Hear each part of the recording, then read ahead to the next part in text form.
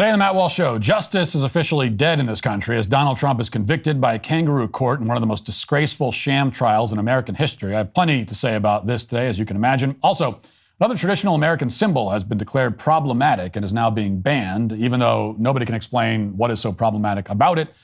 And the internet mob gets mad at me because I made the controversial and provocative claim that dieting and exercise are a good way to lose weight. All of that and more today on the Matt Walsh Show.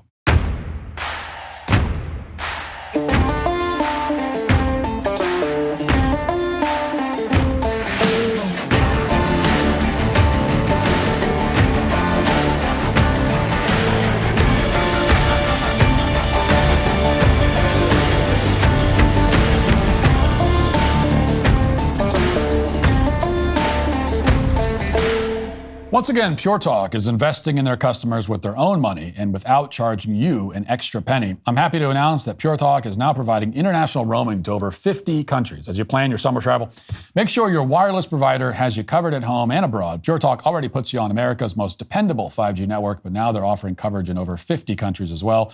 Enjoy the freedom of unlimited talk, text, and ample 5G data for just $20 a month with Pure Talk. This is a deal that's hard to beat, costing you less than half of what you pay with other networks. Not only is their U.S. customer service team ready to assist you with a seamless switch, but they also have fantastic savings on the latest iPhones and Androids. Ready to make a smart switch? Join my cell phone company, Pure Talk, and start saving today. Visit puretalk.com/Walsh to explore their offer. When you make the switch, you'll get an additional 50% off your first month. Don't miss out on the opportunity to save on wireless at home and abroad. Visit puretalk.com/Walsh. That's puretalk.com/Walsh today. Donald Trump, as you have certainly heard by now, has been convicted. The verdict is in. Guilty on all 34 felony counts of running for re-election. Because that, after all, is the actual crime that Trump committed. It's the one and only reason that this case was ever brought. They prosecuted him for trying to be president again. That's the actual reality. That's the real crime, which isn't a crime. But you might still be wondering, on paper, what crime was Trump just convicted of? Somehow, a day after the guilty verdict was read, the actual crime he was guilty of is still very hard to say. Now, one possible theory is that the government of New York really doesn't like it when people overpay their taxes. They're the first government in the history of the universe that actively punishes its citizens for handing over too much cash. It drives Alvin Bragg absolutely crazy when that happens, apparently. If New Yorkers pay the government too much cash, then the full weight of New York's criminal justice system will come crashing down on them. A jury will convict them in a day, and they'll face several years in prison. This is how desperately New York doesn't want money from its citizens. Now, that's what you have to believe if, for some reason, you're still pretending that there was any legitimacy to the show trial of Donald Trump that concluded yesterday in Manhattan. I've been thinking of the best way to illustrate just how unprecedented and disgraceful the trial was. There are so many possibilities to choose from, but I keep coming back to this one point because nobody else is really talking about it, and it puts this whole debacle into perspective. As I outlined last week, in order to convict Donald Trump, it was not enough to show that he had supposedly falsified a business record. The government also had to show that Trump had falsified those records in furtherance of some other crime. But what was the other crime? When I did my monologue on this on Friday, I had no idea because the prosecution hadn't suggested anything. We made it all the way to closing arguments, and still the prosecution had never explained what the crime was that the defendant had supposedly committed. But during those closing arguments this week, a prosecutor named Joshua Steinglass finally offered a theory. He said that Donald Trump had falsified the business records in order to violate a different New York state law that prohibited the use of unlawful means to promote any candidate for office. But that still leaves a key question unanswered. What were those unlawful means that Trump supposedly engaged in? So you keep peeling the onion back to find what the hell crime Trump is supposed to have committed, and you continue to come up empty. So Steinglass didn't say definitely what the unlawful means were, but he did mention a few possibilities. And one of those possibilities was that Trump had violated New York tax law. Now, when you hear that, you might think, well, they're alleging that Trump is engaging in tax evasion. But they're actually alleging the opposite. They're accusing Trump of not evading taxes. Specifically, Steinglass argued that Trump's 1099 form was inaccurate because the payment to Michael Cohen was actually a reimbursement and not compensation, as the Trump Organization had reported it. But if that were the case, then the government, under its own theory of how Trump's team should have filed the paperwork, would be getting less money out of the deal because they're not owed income tax on reimbursements. They're only owed income tax on compensation. Now, I went through the transcripts and found the quote from the prosecutor because when I heard about it, I couldn't believe it was real, but it is. Here's what he told the jury. Quote, "It's true that the result of this improper accounting is that the taxes would have to be paid that weren't owed. You don't have to pay taxes on a reimbursement. So the result of reporting them as income tax is more taxes are getting paid than are owed. But as the judge will tell you, it's a crime to prepare false tax documents regardless, even when doing so does not result in the underpayment of taxes." Okay, I'll repeat that last line. It is a crime to prepare false tax documents regardless, even when doing so does not result in the underpayment of taxes.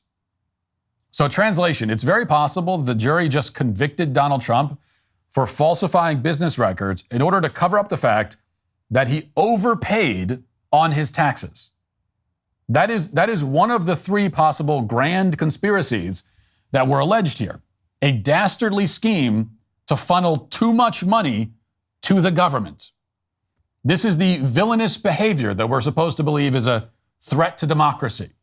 That's what justifies potentially imprisoning the man who is leading every major poll to become the next president of the United States. That's what supposedly necessitated doing something that has never been done before in American history, by charging a former president with a crime. Now, just for good measure, if the jury didn't buy that theory, the government and the judge gave them a whole menu of other options they could choose from. And one of them related to covering up violations of campaign finance law, while the other was covering up violations of business record laws. In other words, as Tablet Magazine put it, the jury could have found that, quote, Trump falsified business records to conspire to steal the election by falsifying business records. Now, which circular, incoherent conspiracy did the jury buy? Who knows? The judge didn't require them to make that decision unanimously. Each juror could have picked a different crime to convict Trump of committing. We may never know. So to restate, the upshot is that a former president and the leading presidential candidate right now was just convicted of 34 felony charges by a jury of his political opponents during an election year based on a novel legal theory where the underlying alleged crime was never clearly explained and might not even make sense. And on top of that, the jury didn't even have to reach a unanimous conclusion about it. So 12 members of the jury are walking out of the trial with potentially 12 different and opposing ideas about what crime they just convicted a former president of committing. Now, all that's to say, there are not enough words in the English language to describe what a travesty of justice this case was. Trials like this are what define the third world. Show me the man and I'll show you the crime, as the saying goes. With this trial, Alvin Bragg, who ran for office on the platform of going after Donald Trump, managed to come up with a Frankenstein fake crime for the sole purpose of fulfilling that campaign promise. And it wasn't just a promise to New Yorkers that Bragg fulfilled, it was a promise to Washington. Now, if you don't believe that Biden's DOJ had anything to do with this case, I would refer you to the video of Alvin Bragg gloating at a press conference yesterday after the verdict was announced. Watch. I did my job. Our job is to follow the facts and the law without fear or favor. And that's exactly what we did here. And what I feel is just gratitude to work alongside phenomenal public servants who do that each and every day. In matters that you all write about and make the press, and in lots of matters that you don't. I did my job. We did our job. Many voices out there. The only voice that matters is the voice of the jury, and the jury has spoken. Now, the man to Alvin Bragg's right in that video is named Matthew Colangelo. He happens to be a former high-ranking Biden DOJ official who left that job in December of 2022 to work as a senior counsel with Alvin Bragg in the Manhattan DA's office. In fact, he was the number 3 guy in the DOJ before he took a massive demotion to work in a much smaller local prosecutor's office. Why would he do that? Is he just really passionate about impartially enforcing bookkeeping laws in Manhattan? Now, the New York Post did some digging on Colangelo, and that doesn't seem likely. Looks a lot more like Colangelo took the assignment to serve as the Democratic Party's hatchet man to take out Trump. Quoting from the Post, quote, the DNC paid Matthew Colangelo $12,000 in January 2018 for political consulting, Federal Election Commission filings show. He was also an Obama donor. And this is the man who went right from Joe Biden's DOJ to Alvin Bragg's office, right around the time that Bragg was reportedly waffling about bringing charges against Trump. Now, you could choose to believe that this is all a coincidence. Maybe you'd think Matthew Colangelo would treat a Democrat in exactly the same way as he treated Trump. If a Democrat supposedly falsified some business records, then Colangelo would be hot on their heels. But that really doesn't appear to be likely either. In 2022, while Colangelo was still at the DOJ, the Clinton campaign and the DNC struck a deal with the FEC after the FEC alleged that they had falsified campaign records. Quoting from the AP, quote, Hillary Clinton's 2016 presidential campaign and the Democratic National Committee have agreed to pay $113,000 to settle a Federal Election Commission investigation into whether they violated campaign finance law by misreporting spending on research that eventually became the infamous Steele dossier.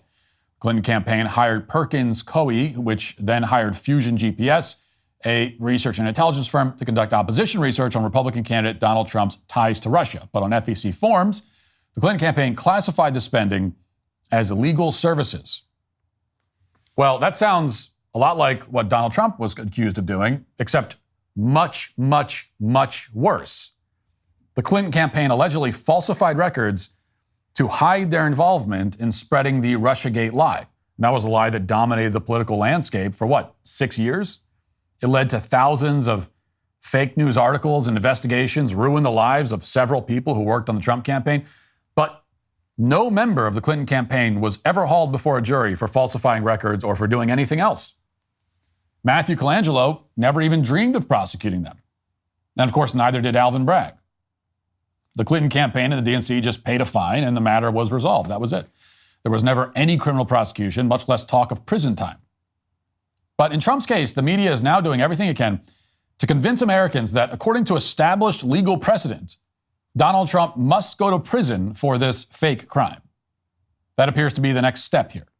CNN trotted out several panelists yesterday to make that case. Watch. He could do home arrest. Every option is on the table with a Class E felony like this. But I wanted to just put a perspective for people of what any other defendant, because I worked in the DA's office for about 30 years. I've seen hundreds of thousands of cases and sentences. And those are the factors that would have gone into that equation, and absolutely, without a doubt, any other defendant who was similarly situated to Donald Trump, who is not going to show remorse, and who I am sure will push the bounds of the still remaining gag order after this. We'll see what happens, but anyone else in that position would get prison. Here's what I discovered. Yes. That in the most serious FBR cases, a sentence of imprisonment is routinely imposed. This is the most serious falsifying business records case in the history of the state of New York. I think Alvin Bragg is going to ask for a sentence of incarceration, and I think Judge Merchan will very seriously weigh that. So the special treatment, you're saying, would be if he were not given a prison sentence. Right. If you believe anything that you just heard there, then you are too stupid. Then you're too stupid. You're too stupid to tie your shoes in the morning, most likely. These panelists want you to believe that Trump is getting special treatment in New York if he doesn't go to prison. Like special treatment as in a positive way. They're going to do him a favor. This is a city where you don't even go to prison if you pummel old ladies in the street. This is a city that is profoundly reluctant to send anyone to prison for anything, even and especially for actual violent crimes committed against innocent people. But this business records case is on a whole other level, they say. The most serious business records case in the history of the state. So serious that they can't even tell you what the crime was, even now after he's been convicted of it. Trump didn't show remorse for this fake crime, so he needs to go to prison. That's the logic, as Soviet as it is. We're supposed to believe that that's the normal outcome in a case like this, but it's not. If you look up recent prosecutions in New York for falsifying business records, you'll find that virtually all of them involve allegations of tax fraud or workers' compensation fraud where the defendant made money. For example, there was a New York versus James Garner, a case from November 2021, in which, quote, a mental health therapy aide was indicted for allegedly defrauding over $35,000 in workers' compensation benefits. There was also a case of New York versus Jasu Aguilar Dubon from October 2022, in which, quote, a Bronx business owner was indicted for failing to report over $1 million in income, avoiding paying $60,000 in taxes. Now, on their website, the outlet Just Security has tallied many other examples like this. But again, the point is that these people allegedly lied to obtain more money. In this case, as I said, Trump overpaid his taxes, if anything. So his prosecution is highly unusual for that reason alone. And that's not the only strange aspect of this case, of course. It's also more than a little odd that the same judge who handled this hush money trial is also handling the criminal case against Steve Bannon and the criminal case against the Trump Organization. And this judge just so happens to be a Joe Biden donor. Is that normal? The CNN panelists wouldn't say, but we all know the answer. They gave every Trump-related case to one single judge, and it just so happens to be a judge who donated to Trump's political opponent. They're not even trying to hide what they're doing. This is the kind of political corruption that you might read about in the Gulag Archipelago. And up until now, you would read those stories, as I did when I first read the volumes of the Gulag Archipelago several years ago, reading those stories and thinking, wow, well, I mean, thank God nothing that absurdly corrupt could ever happen here. Here we are. With the Trump trial, the left has trampled every norm that exists in the criminal justice system. They prosecuted the leading presidential candidate in an election year for a 7-year-old fake crime. They assigned a hack judge to the case who essentially guided the jury to a conviction, and they did it all in front of a jury in one of the most partisan places in the country. A few weeks ago, one prospective juror who disqualified herself from the trial gave an interview in which she explained that after meeting the other jurors, they did not seem completely impartial to her. Listen. This is Kat. She runs a VC fund here in Manhattan for folks that are over 60 years of age. She was just dismissed as a potential juror. What happened? Why were you dismissed? Because I couldn't be impartial. You couldn't be impartial. So when the judge asked that hand, can you be impartial? You raised your hand and you said you cannot. Exactly. Wow. Do you feel like the people that you were speaking with in that jury room that you sat with all day on Tuesday, that they can put together a fair and impartial jury because of that sense of duty? Do you think that's possible? I'm not sure about that. Really, why? You know, everybody has biases and you know, stereotypes in their mind. So you have to be a really, deep and, fair person, which is very hard to do, right? Yeah. In order to serve as a jury. I hope they do. I mean, this is justice, right? Now, there's some speculation on social media that this woman might have leaned towards acquitting Trump, but we have no idea. The fact that she's speaking to MSNBC would suggest otherwise. But the key point is her firsthand observation of the jury, which is that they might not be impartial in the case. And we all knew that, of course. It was always impossible, quite literally impossible, that Trump would get an impartial jury. Impossible that he could have a fair trial. Impossible. Nobody on earth is impartial to Donald Trump. And if such a unicorn does exist, they don't live in New York City. But this illustrates a key difference between the left and the right, which is that in general, the left is committed to winning at all costs. They're happy to seat biased jurors and judges to get what they want. Meanwhile, conservatives are preoccupied with norms that nobody else in the country cares about. Republicans could have arrested and charged Hillary Clinton for any number of crimes at any point in the past decade. They could have pursued her for the Steele dossier FEC charge I mentioned earlier, investigated the Clinton Foundation, prosecuted Clinton's retention of classified materials, followed by her lie to the FBI during an interview about those materials. But Republicans didn't do any of that on the basis that if they do that, then Democrats might return fire. And so Republicans continue to cherish our norms while Democrats blow the norms to smithereens with 1,000 sticks of dynamite. Now, the necessary response is obvious, although it won't be pleasant. Donald Trump should immediately create and publish a list of 10 high-ranking Democrat criminals who he will have arrested when he takes office. First on the list should be Joe Biden. Second should be Joe Biden's crackhead son. And in the meantime, Republican AGs all over the country should pursue their own indictments. Border states should charge government officials for deliberately contributing to human trafficking at the southern border. And if Donald Trump's hush money, quote unquote, was illegal because it interfered with an election somehow, then so is importing millions of foreign nationals every year. That's the biggest form of election interference imaginable. Time to impanel a grand jury right away in the reddest city in the reddest state on the map. Better issue a gag order on Joe Biden, too, for good measure. Take corrupt Democrats, corrupt Democrat criminals, put them on trial in front of juries that already hate them before the trial even begins. That's what needs to happen. Now, does that mean that we are stooping to their level?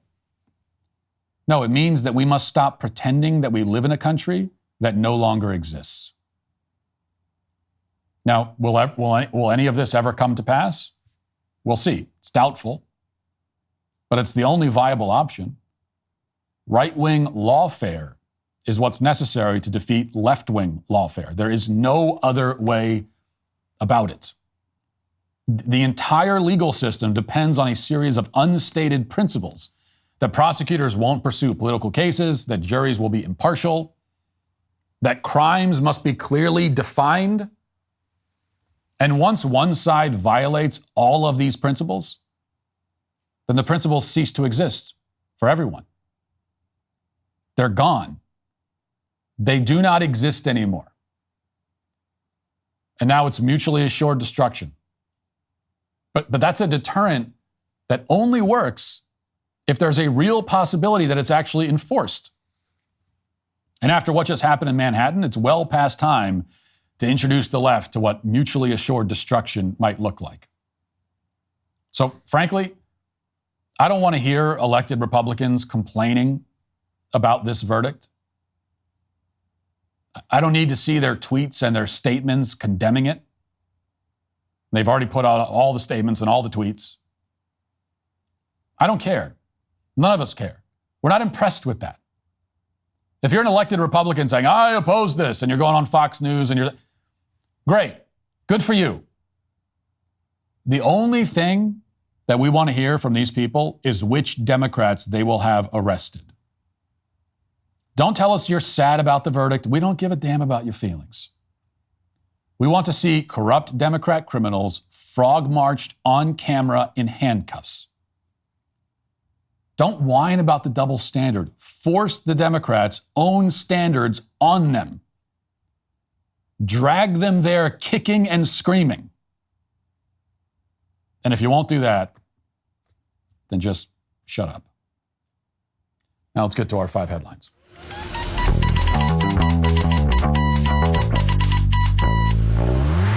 For an exclusive Father's Day treat, choose Good Ranchers. They've just unveiled their limited edition King Cut, available only for this special occasion. The King Cut box is packed with thick-cut, bone-in ribeyes, center-cut filet mignons, and thick-cut, bone-in New York strips, all sourced from local family farms and aged 21 days to perfection.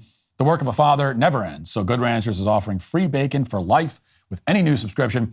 Make sure to use code Walsh to receive 2 packs of Good Ranchers uncured Applewood smoked bacon with every order. Seriously, you won't just get free bacon this year. You'll also get it next year and every single year after that. And if you need any other reason to support Good Ranchers, they're not only amazing partners of my show, but they're supporting the paralyzed veterans of America, too. So every order saves American farms and supports American veterans.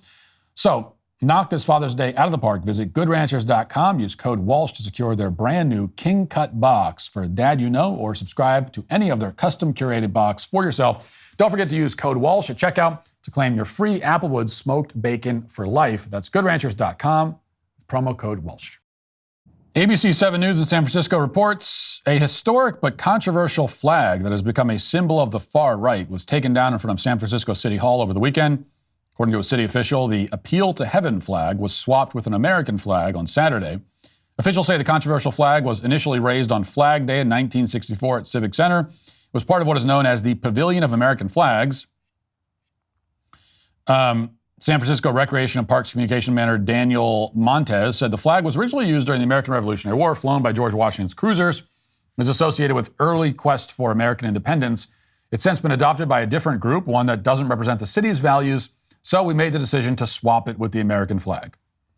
The Appeal to Heaven flag has made headlines recently after the banner was flown outside U.S. Supreme Court Justice Samuel Alito's beach vacation home in New Jersey, according to the New York Times, which obtained several images showing it on different dates in July and September 2023.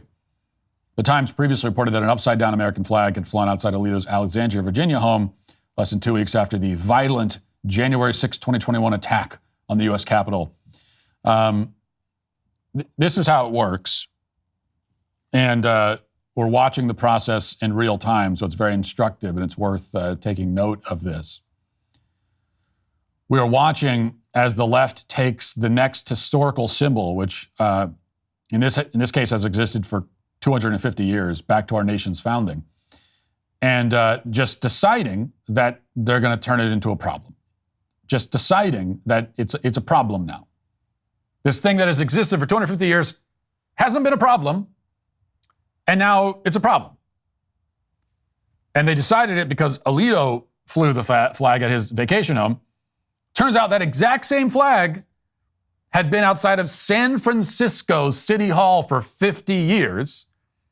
And so rather than the left saying, well, okay, never mind. I mean, if this flag not only has been around for 250 years, but even for half a century has been flying in San Francisco, then it's clearly not some sort of symbol of far-right extremism. Rather than the left saying that, they're saying, oh, well, no. See, we've decided that it's a symbol of far-right extremism. And so rather than going back on that after we discovered that it was actually flying outside of San Francisco City Hall, we're just going to take it down from San Francisco City Hall. So that's the way that works. There was never any controversy around this flag. For 250 years, there was no controversy. For 250 years, up until 14 seconds ago, there was no controversy. And now suddenly it's a controversial flag.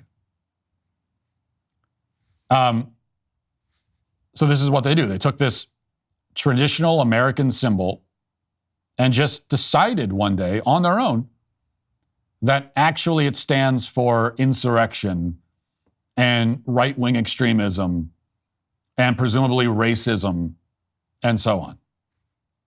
And now the flag is being taken down from government buildings where, in the case of San Francisco, again, it's flown for 50 years. 50 years without a problem until the left made it a problem. And of course, they've done this with countless American symbols, but here we get to see it happening in real time. We see the birth and the genesis of the false narrative. We see how utterly arbitrary and contrived it is. Let this be a lesson. The next time you hear that some flag or symbol or statue or whatever is problematic, remember that it's problematic simply because the left woke up that morning and decided that it is. They've claimed for themselves the power, the authority to determine what our historical symbols mean. They have claimed the right to imbue our history with whatever meaning they determine. And if they decide one day, well, this is a problem, then it's a problem. Problematizing, as they call it. This is like a leftist term, problematize. And this is exactly what it means. That they take something and they rip it apart and they sift through it and they look for a reason for it to be a problem. They take something that is not a problem, that they know is not a problem, and they say, okay, we're going to find a reason to make this a problem. And now they're doing it with this historic American flag. And the pretense, anyway, and it is only pretense, but the pretense is that this flag was flown by somebody on January 6th. Supposedly. So just somebody in the crowd happened to have this flag, and that means that now the flag is a symbol of right-wing extremism. Now, as I pointed out before, and others have pointed out, American flags, those were the main flags. The Star-Spangled Banner was flown on January 6th by a lot of those people. And so does that make the American flag a right-wing extremist symbol? And of course, the answer is yes. In the left's mind, they hear that objection and they say, yeah, that's a right-wing extremist symbol too. And I'm telling you right now, we are going to get to the point in the not too distant future where there will be a real effort to get rid of the American flag, the actual American flag, and replace it with something. That is going to happen. Now, it's true that when I make political predictions about like who's going to win in elections, I'm very often wrong. You should ignore me on that. But when it comes to cultural trends, I'm usually right. And so this is a cultural trend that I'm telling you right now. In the next few years, at least, the American flag itself, there's going to be a real movement to change the flag and get rid of it on the basis that it has become a symbol of, well, not just that it has become a symbol of right-wing extremism, but that in fact it has always been. It's a symbol of racism. It's all of this, right? Going back and slavery and everything. Of course, you wouldn't have to look that hard to find leftists who are openly making that case right now as we speak. But in the next few years, especially if Joe Biden is reelected, or I should say, especially if reelected or not, Joe Biden is still president after this next election, then especially then, that will sort of turbocharge this movement, and the real problematizing of the American flag will happen, without a doubt. And they've already set the stage for that with things like this. And if they can do it with the Appeal to Heaven flag, that's 250 years old, and they could just decide, like in the span of a week, it goes from totally fine to we have to take it down because it's so controversial. If they can do that in a week with this one, well, they could do it with anything.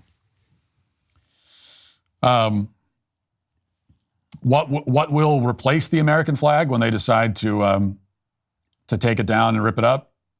Yeah, I mean, the obvious choice would be the pride flag, and I would expect that that's where this is headed, where the pride flag becomes the new American flag. All right, New York Post reports on a new study from the anti-natalists continuing their campaign to discourage the human race, rather encourage the human race to embrace its own extinction. Here's the headline: Fatherhood might be bad for your heart. Article says, kids may pull on your heartstrings in more ways than one. Fathers have worse cardiovascular health than men without kids, according to a new study.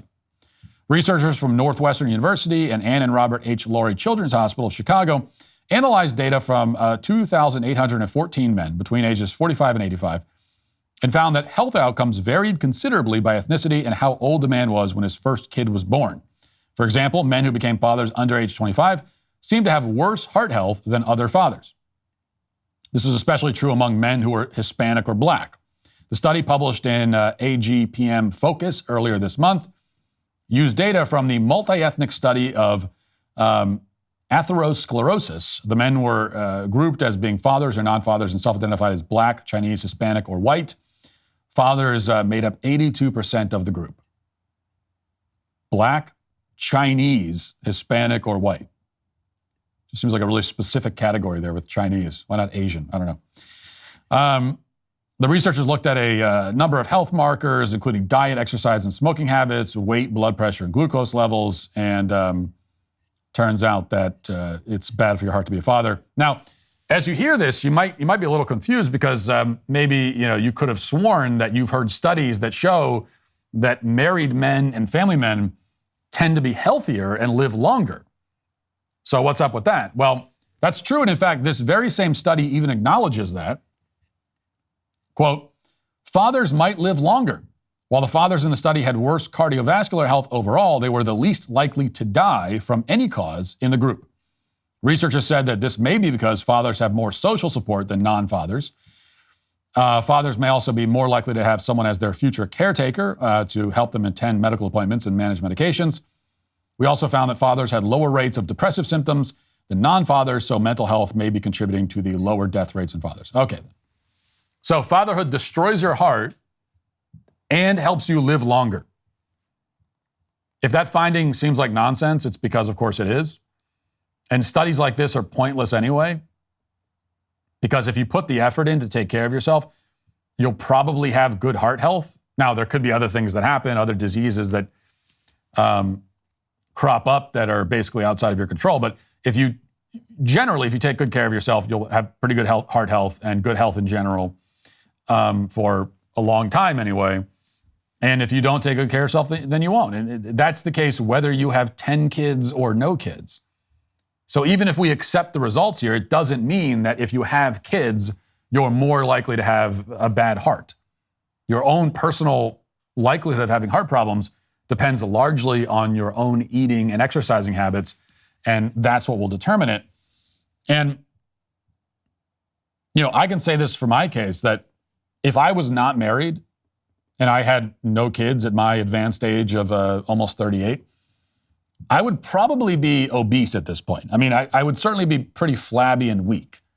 And that's because when I go to work out, at least like 85% of my motivation is that I have a wife and kids and I want to stay strong and healthy for my family. Like that's what drives me. And the other 15% is that probably that I'm on camera every day and I don't want to be fat. But, I could probably rationalize even, that 15%, I could probably rationalize that away if I didn't have a family. I could probably convince myself that, maybe I could just become a fat guy and that'll be part of my brand. I could even take the stage name, Fat Matt or something. Like, you can work with it. It can work. You can work with the fat thing if you're on camera. But I'm not going to do that because I have a family and I don't want to die of a heart attack when I'm 45. And I also want my children to see me as a strong presence in the home, a source of protection and security. And if you're a flabby little weakling, it's hard to maintain that image in front of your family. And this is how I feel about so many of the supposed drawbacks of having a family. I hear about the drawbacks and they are so foreign to my own experience. They are so often the opposite of what my experience has been, because you also hear that having a family will make you poor. And again, for me, it's the opposite. My family is what motivates me to go out every day and try to succeed and earn as much money as I can. It's hard to imagine that I would have anywhere close to the same ambition and success if I was just earning a living for myself.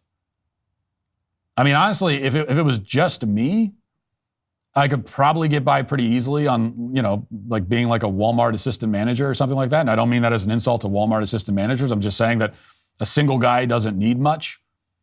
When I lived alone in my early 20s, I slept on a mattress directly on the floor. Didn't even have a box spring, just a mattress. And I slept like that for like 5 years. In fact, I had the mattress in my living room. I did. I don't want to brag, but I had 2 rooms in my apartment, bedroom and a living room. So, I was living pretty high on the hog. But I didn't really use the bedroom. I just dragged the mattress into the living room because I figured like all my stuff is there and I got the TV. I want to watch TV in bed. And so I got my couch and my mattress just lying there and like a little tiny table and a TV. And that's how I lived for like 5 years. And I could still live that way now, even at my age, if I wasn't a husband and a father. If I didn't have any family and it was just me, I'd probably still basically be living that way. So this is the strange position that I'm in and that a lot of that men who have families are in, that I'm constantly told that having a family means that I will lose all of the things that I actually gained because I have a family. I'm constantly told that if you have a family, you can't have all the things that I have and not only have, but only have because of the fact that I have a family or largely have because of that fact. It's very bizarre. Let's see. Fox LA has a major update to one of the most important stories of the decade. And I'll read through this article a bit. And then I have some shocking images, some pictures that I'll show you at the end of it. And we'll go through those. But so here's the story. There are at least 2 beings using some sort of cloaking device that landed in a Las Vegas backyard, a veteran crime scene reconstruction analyst said. Scott Roeder, who has testified as an expert in some of the most highly publicized criminal cases in the world, broke down a video of a reported alien sighting in Los Angeles frame by frame. In 1 second of real time, there are 30 frames that show a head with smoke around it, which Roeder called some sort of cloaking device, moving into the top right corner of the video and peering over the fence. He said, quote, I applied the same principles that I would apply to any kind of homicide investigation. At this particular time, with what we've seen here is proof of a couple of things, that these entities are real, that they're there. This is not fake. This is not a fraud. So you may remember the story we talked about, of course, on the show several months ago, that there was this story of aliens that landed in someone's backyard in Las Vegas, and they got turned around. They were lost. They were confused, and so they landed in the backyard. And at the time, many people, and there appeared to be some kind of video that was taken, but you couldn't really see the aliens in the video. And a lot of people, I think quite foolishly, just declared that because you can't see the aliens in the video is therefore not sufficient evidence that there were any aliens there. But Scott Roeder's coming along, and he's an expert, and he's saying, look, they have invisibility cloaks. That's what this expert is saying. And this guy, he's an expert in aliens with invisibility cloaks. I thought I was the only one. I'm also an expert in that subject, and I thought I was the only expert in this field. It's a burgeoning field. It's a growing field, but I had been the only expert up until now. But now he is as well, and I concur with him. So there's really there's a unanimous. The experts unanimously agree that these aliens have invisibility cloaks, and that's why you can't see them. So let's look at the photos. Let's just pull up the photos and take a look at them. Okay, so you see there, so you can see, so you see where the arrow is pointing, and it's right there. Let's go to the next photo. All right, that's just a guy. I don't know. Why do we have that? We keep going. Right here. I want you to look at where this arrow points. What do you see there? What do you see here where the arrow is pointing? You don't see anything. You see nothing at all. And go back to that first photo. Can we go back again? Okay, look here again. What do you see in this area right here? Absolutely nothing. You don't see anything. There's just literally nothing. You can't see a single thing at all. That's exactly the point. Precisely. So you can clearly see with those photos that you can't see anything. But these are invisible aliens, remember. So not seeing them is seeing them. When you don't see them, you are seeing them because they're invisible. In fact, I would go so far as to say this. I would say that the photos would be less convincing if you could see aliens. Because think about it. Somebody says to you, oh, there are invisible aliens in my backyard. And you say, let me see a picture. I don't believe you. And then they show you a picture of an alien, and you would say, well, you're full of shit. I can see the alien. He's obviously not invisible. You see what I'm saying? They show you a picture and there's no alien. Then you go, oh, well, that's clearly he's invisible. There's no alien there. So you're saying to yourself, well, that's exactly what I expected this picture to look like. In other words, on the theory, okay, this is science. Because what is a scientific theory? A scientific theory is a way of explaining things that occur in the physical world. And so on the theory that there is an invisible alien in your backyard, that theory predicts that a photo of the alien will not show anything. That's what the theory predicts. And then you look at the photo, and what do you know? There's nothing.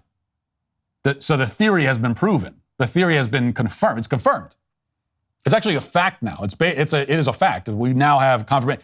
We have absolute confirmation. You cannot. That's 100% evidence, reliable evidence that the aliens are there. So, seeing is believing, but not seeing is even more believing when it comes to invisible aliens. And so that's just, anyway, I get a little nerdy when we get into the science of it, but that's the science. There it is. Jeremy's second-gen razors are here for men, conservative men, and if you don't think I'm right, go listen to the real Jeremy in the new second greatest commercial ever, which now has over 7.5 million views on YouTube. In the meantime, make sure you get yourself a new Jeremy second-gen razor. They're radically redesigned, featuring a new ergonomic handle for superior durability and sharper, longer-lasting blades. You can get the brand new Sprint 3 for a quick, clean shave, or the new and improved Precision 5 for an exceptionally smooth and close shave. Head over to jeremysrazors.com to start shaving like a man, not a manifesto. Now let's get to our daily cancellation.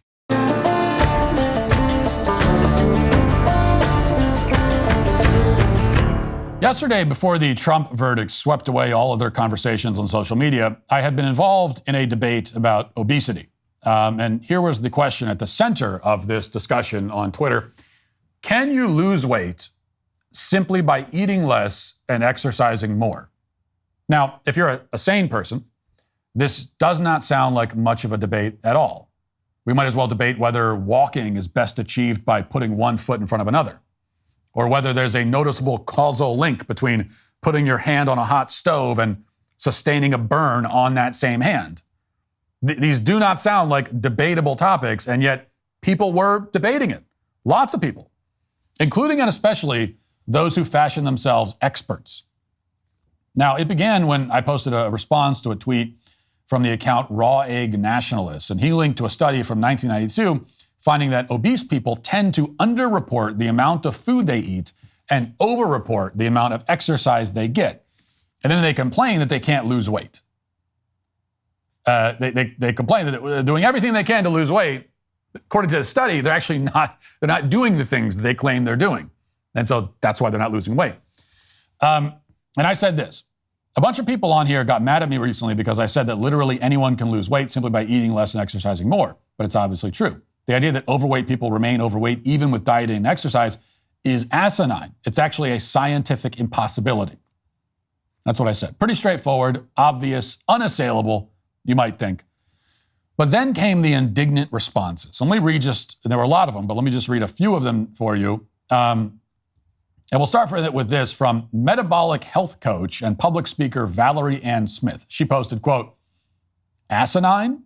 What's asinine is the patronizing attitude and your poor understanding of the metabolic challenges faced by those struggling with obesity. Thankfully, we have a whole community that cares and can offer real help solutions, even in the face of your continued comments." Yes, even in the face of my comments. My comments that are such an obstacle in the way. Even with my comments, they're able to somehow find a way to continue on. How brave of them. And there are some themes in this response that we'll notice in all of the others. Like this one from a guy named Chris Cornell. I'm not mad that you appear to have no idea about the challenges faced by a large percentage of people struggling with obesity. It can actually be helpful when an influencer with such a poor understanding of an issue confidently speaks out with such patronizing certainty. It gives an opportunity for others to offer potentially helpful information. Meanwhile, a professor at Duke named Herman Pontzer, who, by the way, looks exactly like a Herman Pontzer, said this. Here, as in most of his work, he misses the point. Sure, calorie deficits will lead to weight loss. The problem is achieving that through diet and exercise is incredibly hard. So his simply is mathematically correct, but there's nothing simple about it. Also, there's this from somebody named Liz. I wish it were this simple, Matt. Even if you are thoroughly convinced you're correct, imagine for a moment what it would be like if you did eat less, weigh less, track your intake, test for ketones, limit carbs, exercise, including resistance training, and you were still obese and not losing, sometimes even gaining weight. And then imagine the judgment from others who don't believe you. PCOS, polycystic ovary syndrome, it also often causes infertility. Would you also insist that someone is just too uptight to get pregnant? Be grateful that your body works well with the efforts you make. Reward for the same effort is a gift not everybody is given. Okay. You get the idea. So lots more of those came from, and lots of people saying that I'm oversimplifying, and there's a lot of people that, in fact, someone just said to me today that there are plenty of people who rigidly stick to a diet and exercise 5 days a week and yet do not lose a single pound. That's a claim that somebody made to me.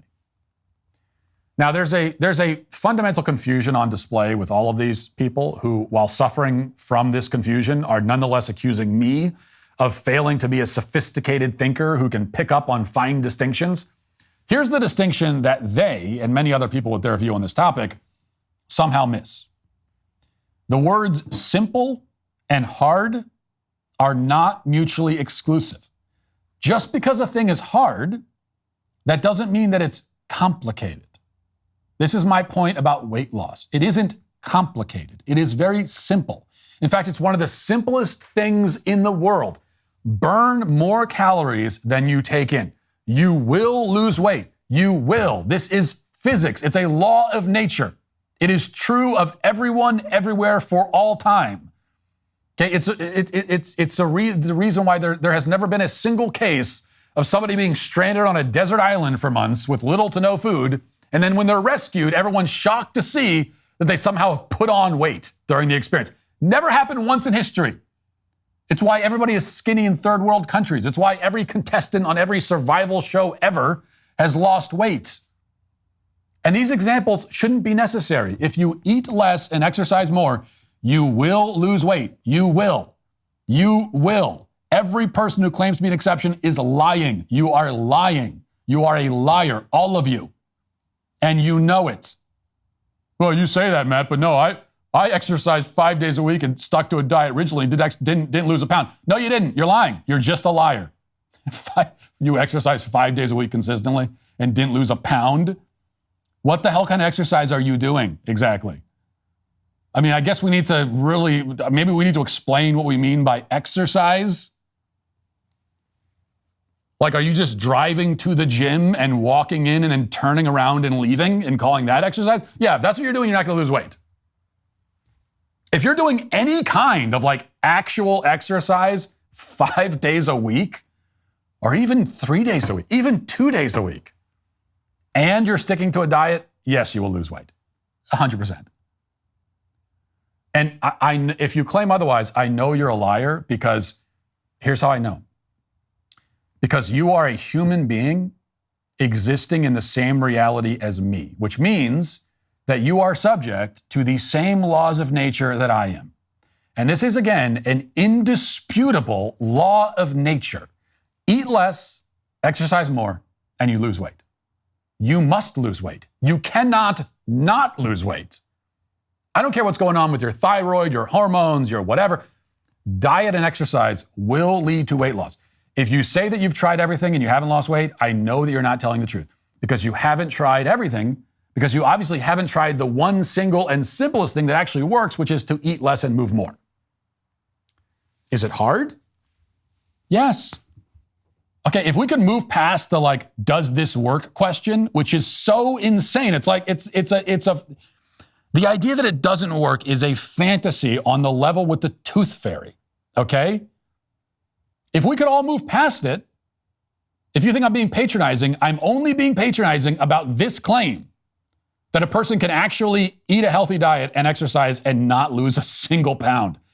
Yes, I'm being patronizing about that because it's insane and you're lying and you need to stop it. And you're lying to yourself most of all. But if we could move past that, if we could all just acknowledge that, yes, of course, that's how it works for everyone ever in history, then we could get to the other conversation about the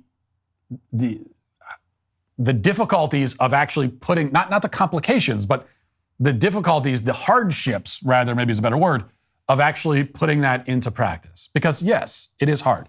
Being disciplined is hard. Putting an effort into anything is hard.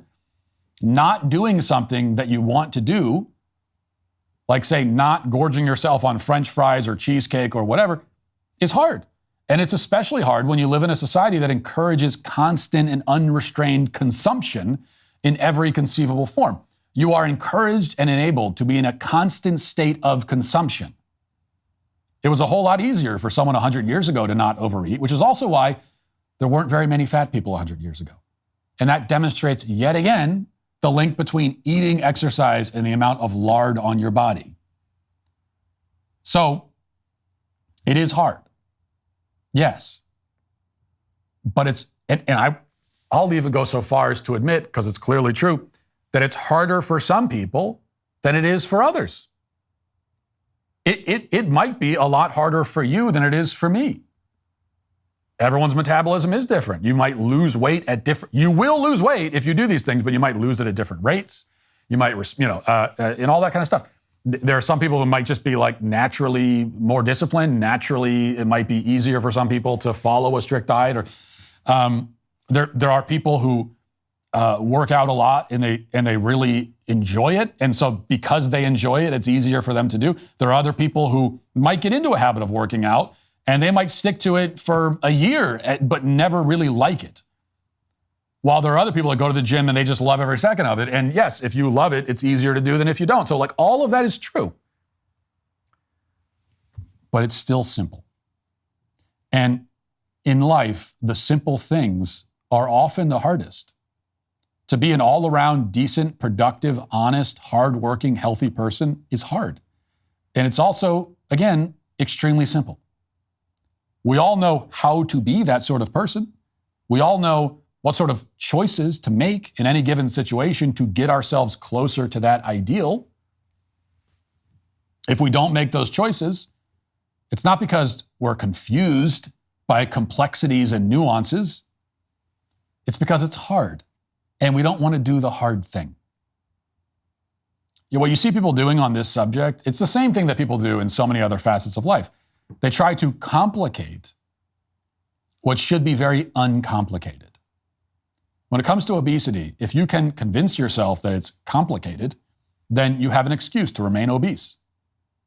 Sure, you'd like to lose weight, but losing weight is such a complex, convoluted, tangled web. You would lose weight if only you could figure out how. If only it were possible. If only it were that simple. But it isn't, you say, so what can you do but eat another muffin and continue on with your day? This is the rationalizing that people do. They hide behind imagined complexities. They take refuge in the intricacies and complications that they've invented in their heads. It's a lie. It's all a way to avoid the simple thing. And avoiding the simple thing is now the American way. At least it has become the American way. Which is also how we've become one of the fattest nations to ever exist on the planet. And that is why the people pretending that weight loss is complicated are all today canceled. That'll do it for the show today. Thanks for watching. Thanks for listening. Talk to you on Monday. Have a great weekend. Godspeed.